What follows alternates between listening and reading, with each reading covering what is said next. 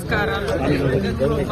నాతో పాటు సురేఖ మేము ఇద్దరం కలిసి ఇక్కడ మరి మాజీ సీఎం గారు, ఆపోజిషన్ లీడర్ గా ప్రతిపక్ష నేతగా ఉన్నటువంటి కేసీఆర్ గారిని కలిసి మరి జనవరి 28 నుంచి 31 వరకు జరిగేటువంటి మన రాష్ట్ర పండుగగా మరి దేశ విదేశాల నుంచి కూడా ఎంతో మంది భక్తులు వచ్చేటువంటి పండుగ, మరి కొంగు బంగారంలా కోరిన కోరికలు తీరుస్తున్నటువంటి సమ్మక్క సారలమ్మ మహాజాతర జరుగుతున్న సందర్భంగా మరి మాజీ ముఖ్యమంత్రి గారు గౌరవ శ్రీ కేసీఆర్ గారిని నేను, మా అక్క సురేఖ అక్క గారు, అదేవిధంగా ఇక్కడ ఆకాంక్ష గారు, మన జిల్లా అధ్యక్షురాలు, మా ములుగు జిల్లా అధ్యక్షుడు డిసిసి పైడాకుల అశోక్ గారు మేమందరం కలిసి రావడం జరిగింది.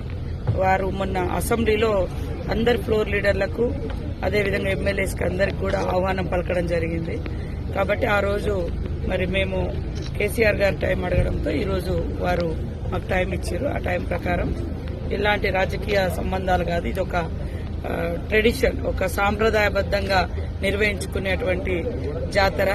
ఆదివాసీ బిడ్డలుగా పుట్టినటువంటి సమ్మక్క సారలమ్మలు కానీ ఈ రాష్ట్రంలో గాని పక్క రాష్ట్రాల్లో గాని అందరి దేవులుగా ఒక కులము, మతము, ప్రాంతము అనేటువంటి తేడా లేకుండా మరి అందరి కోరిన కోరికలను తీర్చే తల్లులుగా ఉన్నారు. కాబట్టి ఈ యొక్క మహాజాతరకు మేము ఆహ్వానించడం జరిగింది. వారు అదేవిధంగా కేసీఆర్ గారు, వారి సతీమణి శోభమ్మ గారు కూడా ఇద్దరు కూడా కూర్చొని మేము ఇచ్చినటువంటి ఆహ్వానాన్ని స్వీకరించడం జరిగింది.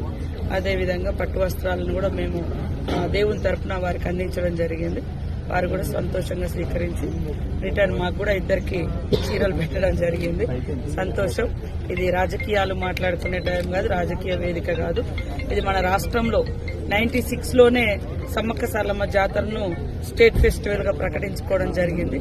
కాబట్టి అన్ని పక్షాలను, అన్ని కులాలు, అన్ని మతాలు, అన్ని ప్రాంతాలను కూడా ఆ ప్రాంత ఆడబిడ్డలుగా మేము ఆహ్వానించడం జరుగుతుంది.